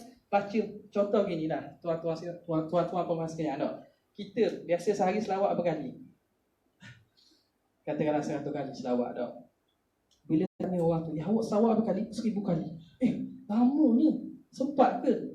Cuba test selawat 1000 kali, lepas tu buat tiap-tiap hari. Sekejap je. Sekejap. Apa? Jadi kadang-kadang masa ni barakah ni Tuhan bagi. Yang tu kadang hukum adat ni, ini masuk dalam hukum adat belaka. Masa semua ni hukum adat belaka. Cerita bab hukum adat ni panjang. Panjang cerita-cerita kan. Nanti bawa khurafat pula kan. Tak ada. Jadi faham kita bahawa kalau tengok benda-benda gitu, bila kita faham hukum adat, kita tahu benda ni mukjizat, karamah dan lain-lainnya lah. Okey. Dan tidak ada taksir, tak ada kesan. Tak ada kesan. Maka tidak mengenyangkan pada siapa yang mengenyangkan? Allah Ta'ala. Pada adatnya Allah Ta'ala menjadikan makan sebagai asbab bagi kenyang. Tapi adakah orang makan akan kenyang semua? Dah. Ada orang makan 3 pinggan pun tak kenyang-kenyang. Tak. Orang tu kalau kita belanja rugilah kita. Jadi itu Hukum adat. Jelas ya? Okay. Ada tanya? Al-battata langsung. Wa aqsamuhu arba'atun. Bahagiannya ada 4 bahagi. Hukum adat ni bagi 4 pula. Rabtu wujudin bi wujud. Ikat ada dengan ada. Bila ada satu akan ada satu lagi. Karabti wujudi asyibai bi wujudil akli. Dengan mengikat adanya kenyang dengan adanya makan. Makan, kenyang. Ada makan, ada kenyang. Warabtu adamin bi adamin. Ikat tiada dengan tiada. Karabti adami syibai bi adamil akli. Dengan ikat tiada kenyang dengan tiada makan. Dak makan, dak kenyang. Dak makan, dak kenyang. Tak dak dengan tak dak. Warabtu wujudin bi adamin. Ikat ada dengan tiada. Karabti wujudil ju'i bi adamil akli. Seperti kita ikat adanya lapar dengan tiada makan. Dak makan, ada lapar. Dak makan, ada lapar. Okey. Jadi tidak dengan ada. Ataupun ada dengan tidak. Warabtu adamin biwujud, mengikat yang tiada dengan ada. Karabti adamil ju', tidak lapar dengan adanya makan. Ada makan, maka tidak lapar. Itu mudah je lah. Jadi dibagikan ada dan tak ada itu, tengok kaitan antara dua perkara pada adat, pada hukum adat, melihat pada ada dan tiada. Ada A, ada B. Tak ada A, tak ada B. Ada A, tak ada B. Tak ada A, ada B. Gitulah. Jadi itu pembahagiannya mantiki yang rasional lah. Okay. Cuma satu benda yang boleh kita bincangkan di sini. Ini biasa pembahagian yang ulama sebut dalam kitab-kitab usuluddin. Dan kita biasa dengar dalam kitab-kitab Melayu, dia akan bagikan blok. Hukum adat tu ada wajib adat, mustahil adat, harus pada adat kan. Jadi kebanyakan tu dalam kitab Melayu ada, dalam kitab Arab dia jarang sebut. Cuma daripada mana sumbernya tu diambil dalam perbahasan lain, perbahasan bab lain. Dalam bab hukum mesti nak sebut 3 tu. Sebut kat lain. Dan kebanyakan kitab usul fiqh ada sebut. Wa hadza mustahilu adatan la aqlan. Jadi ulama kita, ulama Jawi kita, dia bagi pula. Tak, bagi pula, lepas dia bagi 4 gini, dia bagi pula hukum adat tu 3. Wajib adat, mustahil adat, harus adat. Rupanya itu diambil daripada perbahasan-perbahasan kitab Arab, biasanya dalam kitab usul fiqh, dan bukan pada bab ni. Kalau tengok dalam buku, dalam bab ni biasa tak banyak kitab Arab yang tulis hukum adat tu bagi 3. Jadi tak salah lah. Okey. Wa amma hukmul aqli, adapun hukum akal ni baru masuk. Sekarang ini kita akan membincangkan tentang akidah, neraca hukum kita, hukum akal. Kalau orang tanya kenapa hukum akal tak hukum syarak? Kerana akal ini satu alat yang universal. Kita mampu fahamkan diri kita dan fahamkan orang lain yang berakal. Kalau orang tak berakal, memang tak boleh faham. Adapun Quran dan hadis, hanya orang percaya kepada Quran hadis saja yang boleh terima. Padahal kewajipan Allah Subhanahu Wa Taala ni wajib bukan kepada orang Islam saja. Kena percaya ke Tuhan. Semua makhluk kena percaya ke Tuhan. Jadi macam mana wasilah cara kita nak memahamkan orang yang tak percaya Quran dan hadis dengan hukum akal? Salah ke? Siapa yang mengatakan hukum akal dalam masalah akidah ni tak perlu? Salah. Dia sebenarnya menolak uslub Al-Quran. Dia tolak ayat Quran. Afala yanzuru ila as-samaa'i fawqahum kaifa banainaha. Tidakkah mereka lihat langit di atas kepala mereka, macam mana kami bina? Tujuan mana? Tengok saja ke langit dah ni. Tu dak, tujuan ni nak sampai pada wujud Allah. Macam mana nak sampai daripada wujud kejadian langit nak sampai wujud Tuhan? Nak sampai ke mana? Mesti kena tartibu muqaddimat. Macam Ustaz Naki ajar mati kan? Kena ada susunan mukadimah. Langit ini dicipta, tidak ada yang mendakwa dia cipta langit. Ada orang kata dia cipta langit? Tak ada. Firaun nak mengaku cipta langit. Tak ada mengaku cipta langit? Tak ada. Tuhan Allah Ta'ala mengaku cipta langit. Dalam Quran sebut. Dan Allah Ta'ala sebut dalil-dalilnya. Okey. Jadi maka langit itu tak akan jadi sendiri. Tentu ada pencipta, maka langit ada pencipta. Itu secara ringkas. Dalam Quran banyak lagi lah kalau kita baca ayat. Memang menyuruh kita guna akal. Lau kana fihi ma alihatun illallah la fasadata. Antara dalil bagi wahdaniyatillah. Esa Tuhan tu satu. Ayat macam mana Tuhan guna? Selain pada qul huwallahu ahad, katakanlah Allah Ta'ala tu esa. Allah Ta'ala guna juga dalil akli. Lau kana fihi ma alihatun illallah la fasadata. Kalau di sana ada Tuhan selain Allah, akan musnah langit bumi. Tak akan ada langit bumi. Macam mana kita nak sampai kalau andaian dua Tuhan menyebabkan tak ada langit bumi? Macam mana? Tentu kita kena susun kan mukadimah, hujahnya gian. Kalau macam ni jadi macam ni, kalau gini jadi macam ni. Andaian tu berhajat kita menggunakan akal. Kalau siapa kata tak boleh guna akal nak faham akidah, makna dia telah menyalahi uslub Al-Quran sendiri. Benar je. Tak. Jadi apa yang kecoh-kecoh? Tak ada kecoh-kecoh. Kita tak setuju, kita tak mau pakai. Asal kami nak pakai Quran hadis, silakan. Jangan condemn orang lain. Kita condemn pula kita ambil perkataan taklid juga sebenarnya. Dia ambil taklid daripada masyaikh-masyaikh mereka. Akidah guna akal susah. Jadi itulah besar. Akidah guna akal ni susah. Tak dinafikan. Susah kalau tidak hujah. Satu. Tak. Dan tengahnya susah sebab kita menyusahkan. Ada juga. Kita jadi pesanan bak sahabat-sahabat yang mengajar Al-Quran, mengajar ilmu-ilmu macam ni kan. Untuk masyarakat awam. Untuk masyarakat awam kita tengok level. Kalau kadang-kadang isu perbahasan tu kita tak boleh buka, janganlah buka. Kesian orang. Tak, kesian orang. Salahnya bukan salah pada ilmu, salah pada hikmat dalam penyampaian. Ada benda yang kadang tinggi kita ataupun mungkin orang awam payah nak faham. Hukum adat pun payah nak faham. Tak? Hukum adat pun rabatu amrin.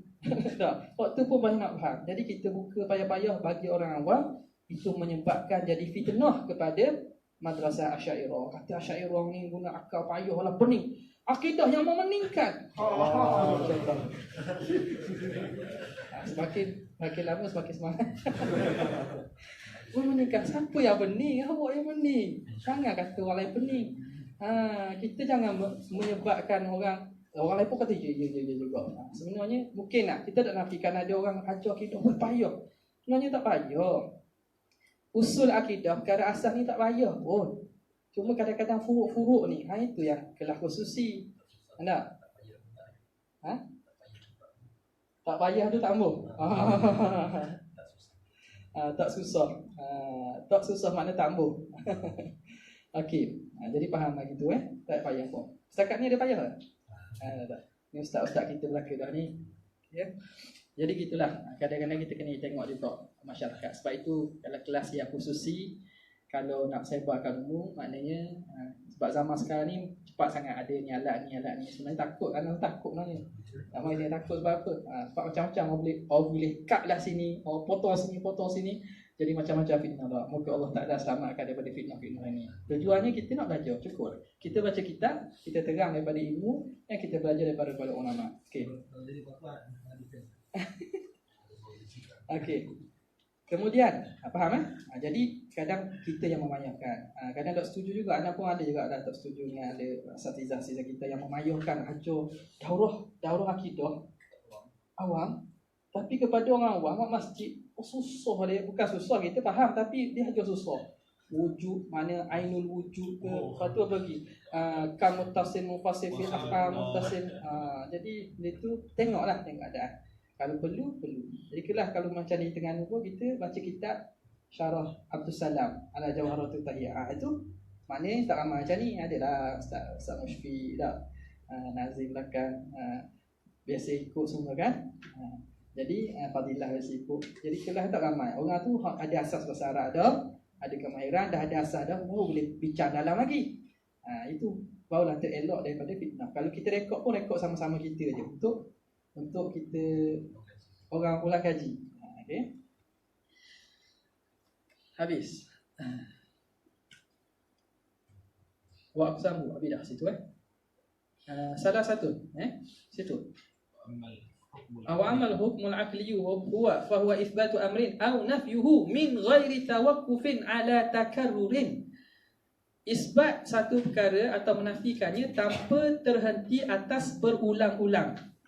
Wala wad'i wadi'in, tanpa diletak oleh satu perletakan. Okey.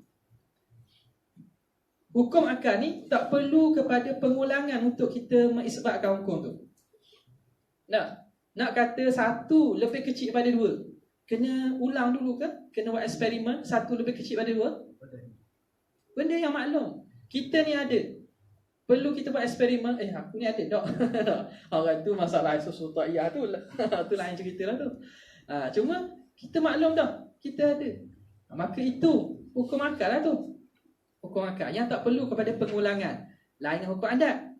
Ataupun perletakan orang yang perletakan. Mana-mana perletakan. Ni hukum syarak. Hukum syarak yang meletakkan. Hukum syarak yang meletakkan. Hukum akal akal yang menghukum. Adakah kita mendahului akal daripada nas? Ini orang tak faham. Tak. Kita faham nas dengan akal. Allah Ta'ala akal ni ayat dan juga anugerah Tuhan juga. Selain nas Al-Quran. Sebab itu dalam akidah Nasabiyah dah. Kan disebutkan apa dia? Asbabu al-ilmi salah satu. Apa dia? Al-aqlu wa khabarus sadiq wal hawas. Tiga tu.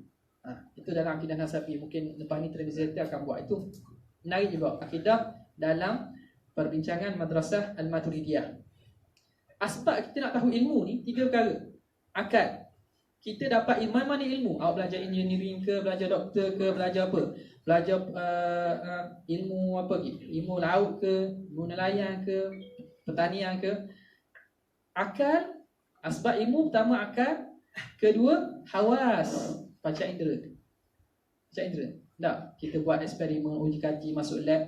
Yang ketiga, khabarus sadiq, berita yang benar. Kadang-kadang ada benda yang kita tahu dengan cara kita diberi tahu. Itu khabar as-sadiq. Siapa yang beritahu? Orang yang boleh kita percayai atau sumber yang boleh dipercayai. Sama lah ke? Sebab itu, kalau kita faham akidah perjalanan yang diulama susun ni, sebenarnya ilmu-ilmu sains lain, ilmu baru lain sebenarnya tunduk patuh kepada apa yang telah dibuat oleh para ulama. Hebat. Hebat ilmu akidah Islam ni, ilmu yang hebat yang mampu mendepani seluruh zaman. Akan datang dia akan masih valid. Masih valid. Cuma mungkin penerangannya berbeza, bahasanya berbeza. Okey. 3 wa aqsamuhu thalathatu, 3 al-wujub wal istihalatu wal jawaz. Wajib, mustahil, harus. Wajib, mustahil, harus. Berapa dah ni? Setengah.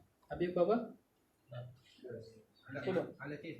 Dia kadang kena berhenti juga. Letih. Okey ya? Sikit-sikit ya. Kita sambung wajib, lepas tu kita masuk mungkin nak semayang dulu lah. Boleh tak? Okay. Ada orang tak semayang ni, tunggu sekejap. Kita habis wajib mustahil harus. Pertama, al-wujub wal istihalah wal fal wajibu. Okey. Al-wujub hukum, al-wajibu sesuatu yang wajib. Kena kepada syai', sesuatu yang wajib. ma la yutasawwaru fil aqli adamuhu, sesuatu yang tidak dapat ditasawurkan pada akal tiadanya, yang tidak dapat digambarkan pada akal tiadanya. Okey. Tasawur bukan masuk gambar kita khayal. Bukan masuk digambarkan makna kita khayal dan kita cuba fikirkan, bukan. Tasawur dengan maksud la yutasawwur, tidak dapat fikir oleh akal. Akal kita tak boleh nak fikir benda itu, tak ada. Bukan makna akal kita tak boleh nak rupakan, nak khayal, bukan. Tak boleh nak fikir benda tu, tak ada. Maka benda tu wajib. Imma daruratan, sama ada secara darurah. Darurah lawan nazari. Nak terima apa darurah? Ni terima apa ni?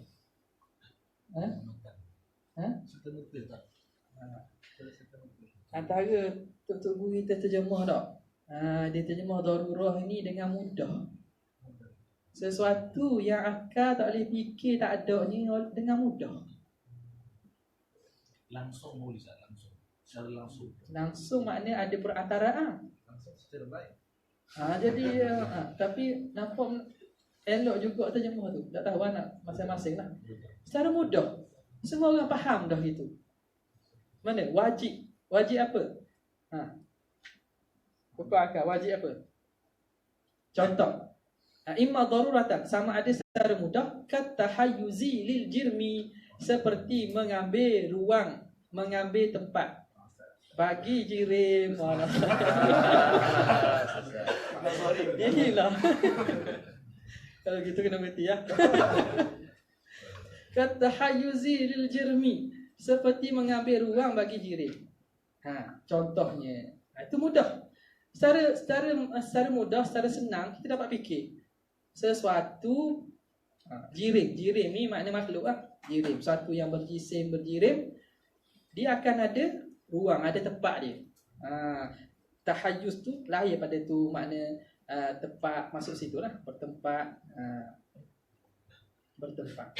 Kalau benda itu jirim, dia akan ada tempat. Ada. Ataupun dia jauhar, dia ada tempat. Ada tempat. Hatta jauhar latif sekalipun. Contoh jauhar. Jauhar ni apa kita panggil apa? Objek lah. Jirim apa? Jirim lah. Zarah. Boleh lah partikel yang kecil-kecil tu ikut lah. Apa-apa. Ada tempat kan? Dia ada tempat dia. Nampak tak nampak je. Kita ambil jisim kita. Itu saya tak mau masuk lah. Perbezaan jisim, jirim, jauhar firik tu. Itu tafsir tu. Itu kita kira furuk dah. Furuk dah. Ngaji tu ngaji lah ustaz-ustaz lain yang pandai. Dah yang katakan. Cuma kita nak secara umum je. Faham? Jirim, jisim tu kita kira benda yang bertempat, makhluk ni. Kita ada tempat kita. Saya duduk atas ni, tuan-tuan sekalian duduk bawah tu. Air ni ada tempat. Udara pun ada tempat. Betul tak? Roh, benda yang tak nampak, ada tempat tak? Ada. Malaikat ada tempat tak? Ada. Jadi setiap jirim ada tempat. Timbullah soalan, dah Tuhan mana? Tempat di mana? Mudah, kalau kita fahami mudah sangatlah. Tak. Kita belajar ilmu ni tujuannya kita nak tanzihillah. Sekarang ni kalau nak bahas tu, kena bahas sebenarnya tempat itu apa maksud tempat pada awak. Tempat apa maksud tu?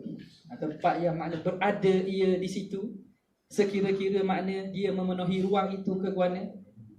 Kena terang tempat apa maksud. Yang kata tempat lah. Ada orang kata bila kita nak berbahas dengan dia, kata Tuhan bertempat. Tempat tu tempat lah. Sekarang ni dia tak faham kita tempat tu ke mana. Ada contoh, ibu apa ni, kita khabar kepada suami isteri kita kan, sayang, tempat sayang di hati saya. Contoh, tempat ibu kita di hati saya. Mana? Itu tempat mana? Tempat mana masuk hati kita? Tak muat nak masuk.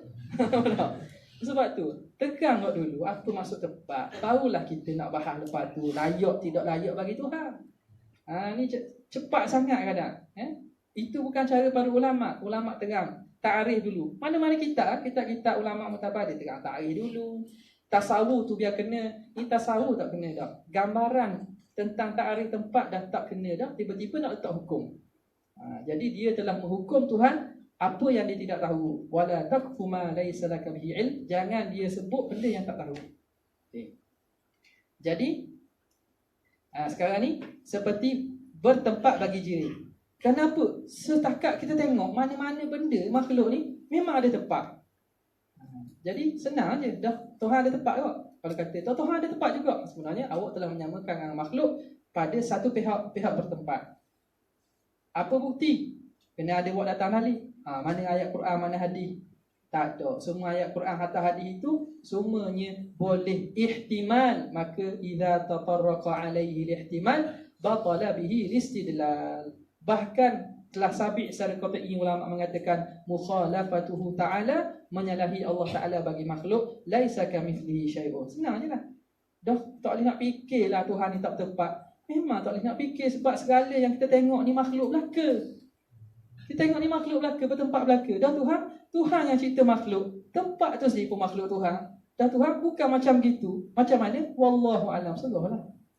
Boleh selesai gitu dah sebenarnya. Selesai gitu dah. Tak payahlah bawa. Ni hadis banyak ni ada ni. Hadis banyak, dalil banyak. Faham ke tidak pada ayat dan juga hadis tu? Takkanlah ulama boleh berani mengeluarkan kenyataan bahawa mustahil bagi Allah Ta'ala tahayyus, bertempat, istiqrar, duduk. Sebab apa? Sebab mereka faham dalil betul-betul. Tiba-tiba awak nak kata Tuhan istiqrar pula, Tuhan bertempat duduk pula. Jadi benda itu benda yang menyalahi ahli sunnah wal jamaah. Okey. Jadi mudah saja kita jirim makhluk ini bertempat. Tuhan tidak macam makhluk. Sudahlah. Tak ada mudahlah. Kalau nak bahas lagi ada cara perbahasannya. Itu kita tinggalkan kemudian. Wa imma nadharan, sama ada secara nadharan, secara tadi mudahkan ni secara penelitian ke apa?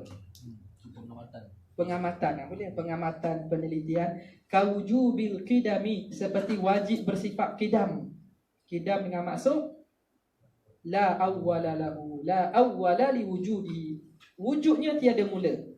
Di Maulana Jalla wa Azza bagi Allah Subhanahu wa Ta'ala. Macam mana kita nak kata Tuhan ni ada tu adalah sebab buktinya alam. Wujud Tuhan tu tak sama dengan wujud kita. Apa dalil Allah Ta'ala ada tanpa ada mula? Itu kita kena susun mukadimah. Apa buktinya mukadimah ni bawa kepada natijah. Wal mustahilu ma la yutasawwaru fil aqli wujuduhu. Mustahil itu apa yang tidak tersawar pada akal oleh adanya. Akal tak boleh nak fikir benda itu ada. Imma daruratan, sama ada secara mudah je. Akal tak boleh nak fikir gitu. Kata aril jirmi anil harakati was sukun, seperti sunyi jirim daripada bergerak dan diam. Sunyi jirim bagi bergerak dan diam. Jirim tu kita ambil lah. Jirim tu apa-apalah benda ini tak bergerak dan tak diam. Apa kau ni? Mustahil. Kau ni mustahil. Tak boleh nak fikir. Kalau tak bergerak dia diam. Tak bergerak juga. Tak bergerak dan tak diam. Tak boleh fikir. Fikir juga pecah tak. Wa imma nazaran, sama ada secara pengamatan, tilikan, kita memerhatikan kasyariki, seperti sekutu li Maulana Jalla wa Azza bagi Allah Subhanahu wa Ta'ala. Tuhan ada sekutu dia. Ada Tuhan kedua, ketiga dan seumpamanya. Apa dalil bahawa tidak ada Tuhan selain Allah, tidak ada sekutu bagi Allah? Itu kita kena fikir. Kalau ada dua, niscaya akan sepakat. Kalau sepakat jadi macam ni, kalau berbalah jadi macam ni. Mana ni? Kesannya menunjukkan bahawa mustahil ada selain sekutu bagi Allah. Itu berhajat kepada kita pengamatan. Wal jaizu, dan jaiz itu ma yasihu fil aqli wujuduhu wa adamuh, apa yang sah pada akal ada dan tidak adanya. Akal boleh hukum ini boleh jadi ada, bisa tak ada. Imma daruratan, secara mudah kal harakati lana, seperti pergerakan nisbah bagi kita. Kita bergerak harus, kita diam harus. Wa imma nadharan, sama ada perlu kepada pengamatan ka ta'dhibil muti', seperti mengazabkan orang yang membuat taat, wa ithabatil 'asi, dan memberi pahala kepada orang buat maksiat. Ini contoh harus. Maknanya harus bagi Allah pada akal kita. Harus pada akal Allah mengazabkan orang buat baik. Harus. Ini juga anda bayangkanlah. Ni juga boleh jadi fitnah kan? Apa ni? Mengajar kata Allah Ta'ala akan mengazabkan orang baik. Faham elok. Bukan maksudnya nak boleh fitnah banyak. Kalau potong-potong boleh buat fitnah. Okey, pada akal hukumnya Allah Ta'ala harus untuk mengazabkan orang yang buat taat. Apa maksud harus? Tak ada sesuatu yang paksa Tuhan kena wi pahala. Termasuk orang ni sembahyang, wajib ke Tuhan masukkan dia syurga? Tak wajib. Faham tak? Tak wajib pada akal. Sebab apa? Kalau wajib makna lemah Tuhan. Kalau Tuhan nak buat, lemah Tuhan. Itu maksud wajib akal tu. Dah ayat Quran kata, nah, innalil muttaqina mafaza, orang bertakwa akan masuk syurga, kejayaan. Dah tu apa? Itu janji Tuhan, itu syarak Allah yang mewajibkan atasnya. Itu datang kemudian. Tapi pada asal hukum, adakah Tuhan tergagah atau mesti buat suatu perkara? Tak. Kalau mesti makna kudrat dia tidak sempurna, dia terkongkong. Itu kita nak tu. Mana terkongkong dengan sesuatu, makna dia lemah. Lemah bukan sifat Tuhan. Jadi maksud di sini, itu contohnya seperti mengazab orang buat taat. Harus Allah Ta'ala mengazabkan orang buat taat. Orang semayang, puasa, Tuhan masuk neraka. Harus tak? Harus. Tapi adakah Tuhan buat gitu? Ada buat gitu. Sebab apa? Tuhan janji dah dia akan beri pahala. Faham? Ataupun memberi pahala kepada orang buat maksiat. Minum bir. Dah contoh. Buat jahat. Wa'iyazubillah lah. Buat apa ni? Buat dosa-dosa. Tuhan beri pahala. Bukan. Ni dalil kitab. Itu tak faham tu. Maksud apa? Tuhan boleh tak? Orang buat jahat, Tuhan nak masuk di syurga. Boleh. Tak ada masalah. Ikut dia. Tak ada siapa yang kongkong Tuhan. Itu maksud dia. Tapi adakah Tuhan buat gitu? Takkan. Tuhan dah buat gitu. Sebab apa? Tuhan dah janji. Itu hukum syarak mari ke dia. Jadi benda ni kalau faham hukum syarak, tak akan ada lah hukum syarak, hukum akal ni tak adalah keluar kata apa ni wajib akal. Patut wajib syarak. Sebenarnya dia bercakap pada bukan lapangan dia. Bukan lapangan dia. Okey. Khulasah 3 hukum ni wajib mustahil harus. Ambil hak daruratan. Hak daruri. Bergerak diam. Okey, contoh. Okey. Nisbah bergerak diam bagi jirin. Apa yang wajib? Wajib mengambil salah satu. Benda ini wajib sama ada bergerak atau diam. Itu wajib. Okey. Mustahil.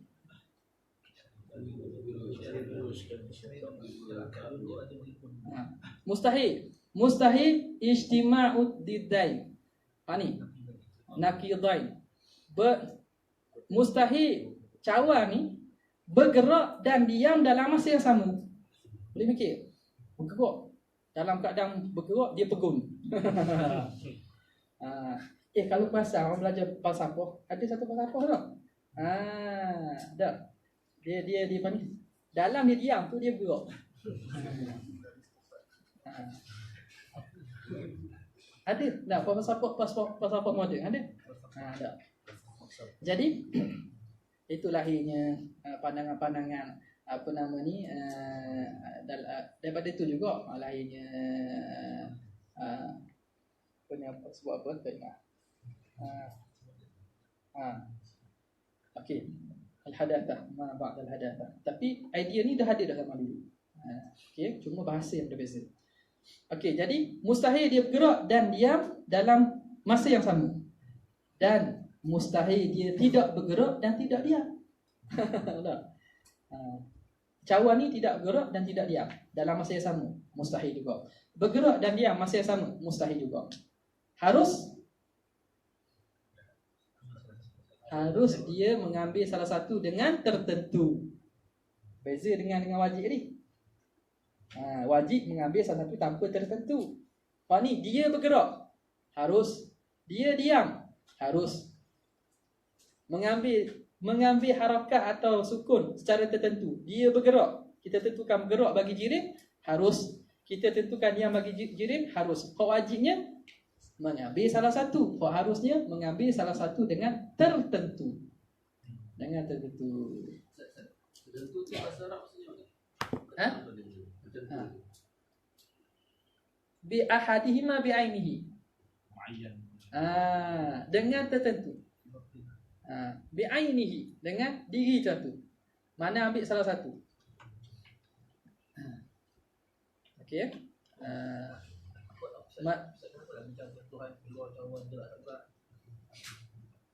Kenapa nak bincang tu kan? Asalnya kita nak betulkan sekarang ni hukum akal ni dia akan bina pada kita satu neraca dacing. Dacing kan. Musim-musim undi ni kan. Dacing. Supaya dacing penimang kita tu betul. Betul. Bila kita faham itu, kita fahamlah hak ni mustahil pada akal. Hak ni tak boleh nak terima. Bila kita kata contoh Allah Ta'ala ni duduk di arasy. Lepas itu dalam hadis lain kata yanzilu rabbuna fi thuluthil lailil akhir, pada 1/3 malam turun ke langit dunia. Dia duduk arah, dia duduk langit dunia. Dari macam mana jawapannya?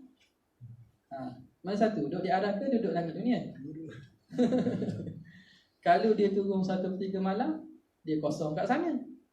Jadi kosong atas arah, dia tidak istiwa pula. Jadi adalah orang kata dia turun dengan arash-arashnya. Turun arah-arah dia. Jadi macam mana? Faham dah arah tu apa? Arah tu Nabi sebut makhluk Allah paling besar. Nisbah dia pada kursi tu umpama cicing. Kita lempar pada satu padang yang luas, cicing tu kursi, arah tu padang. Benda besar boleh ke masuk dalam benda kecil? No. Jadi benda banyak lah nak jawab. Kalau golongan ni kata jangan fikir lah. Nak jawab putus, jangan fikir lah. Jangan fikir apa awak pergi cakap gitu. Siapa suruh cakap gitu? Dah awak cakap gitu, awak fikir ke mana gitu? Ulama tak ada fikir pun gitu. Dia boleh gabung dua-dua. Nak kata Tuhan turun daripada arah kosong, lagi kata nafi ayat Quran. Nak kata Tuhan tak turun 1/3 malam, Nabi sebut. Akhirnya gabung, capur, jadi gitu. Tak ke pelik. Ani kata, jadi betul-betul salah orang ni. Salah tak bincang lah. Kalau betul salah jangan bincang lah. Makan Adami. Belum makan Adami. Makan Adami ke apa? Itu dah tahu dah tu. Jangan bincang lah. Kalau betul-betul nak salah, nak bincang juga. Dah buat pandai sangat lah. Belajar pasal apa pandai. Bincang pun biar bincang dengan cara yang betul. Nampak tak? Takkan benda besar boleh masuk benda kecil. Boleh turun arah begitu besar. Nisbah kursi nisbah langit ke 7. Kursi itu umpama cicing, kursi itu umpama padang luas, langit ke 7 umpama cincin. Begitulah nisbah langit ke 7 dengan langit 6. Langit ke 7 tu padang yang luas, langit ke 6 tu cicing. Nampak tak? Mana besar-besar lagi kecil. Bumi ni halus sangat. Kita ni kecil sangat. Takkan benda besar boleh masuk dalam benda kecil. Yang tu Nabi apa? Idris bila jahit kan? Iblis mari. Bawa telur. Dia kata, boleh tak Allah Subhanahu Wa Taala nak masukkan bumi ni dalam telur ni? Nabi Idris buat kan? Cocok mata. Apa cocok mata? Tak. Ulama kata ni supaya Allah Taala hilangkan nur. Tak, nur mata iblis tu. Orang ni bukan nak tahu jawapan ni. Orang ni tanya tujuan nak mendatangkan syubhah. Jawapan ni dah boleh jawapan kita dah terima. Macam ramai pada Sayyidina Umar juga tak? Tanya bab apa ni? Qadar. Tanya bab qadar Sayyidina Umar tak jawab. Dia ambil pelopor tamu ni Umar ni bukan tanya nak ni. Pukul dah 3 kali baru ya Amirul Mukminin dah apa fi aqli. Tapi dah. Dia kena begitu je. Jadi Nabi Idris buat gitu. Bukan ulama jawab, ulama sebut takwilah begitu, bukan. Dan jawab Nabi Idris, Allah Taala mampu memasukkan walaupun dalam lubang jarum ni. Nabi Idris kan pandai menjahit kan. Allah Ta'ala mampu masukkan dalam lubang jarum dia ni. Tak usah kata telur tu. akal. Jadi maksudnya apa ulama kata dengan dibesarkan lubang jarum. Lubang jarum besar. Boleh masuk dalam tu, lepaslah. Ataupun dikecilkan bumi, masuk dalam tu. Semua itu Allah Ta'ala mampu buat. Itu contoh daripada kisah itu kita boleh faham bagaimana pentingnya kita faham wajib, mustahil, haram akal ni supaya penimbang kita betul. Penimbang kita tidak rosak. Kalau timbang kat kedai, timbang rosak ni tipu lah kita. Ada? Tak betul sama kita timbang. Tengok berapa berat tak suruh berat badan tak turun-turun kan. Tak turun-turun. Rasa diet dah. Tengok badan kecil dah tapi tak turun-turun. Sebab apa? Penimbang rosak. Jadi ni nak bina penimbang dalam akal. Sebab itu penting kita faham hukum akal. Kerana kata Imam Haramai, orang yang faham hukum akal ni, orang tak faham hukum akal ni macam dia tak ada akal. Dia faham hukum akal ni, diri akal tu sendiri. Wallahu ta'ala a'lam. Kita sambung pada ni. Kita relax sekejap. Solat isyak dulu kan? Boleh stop lah. Tak puas. Jadi kena buat second ni.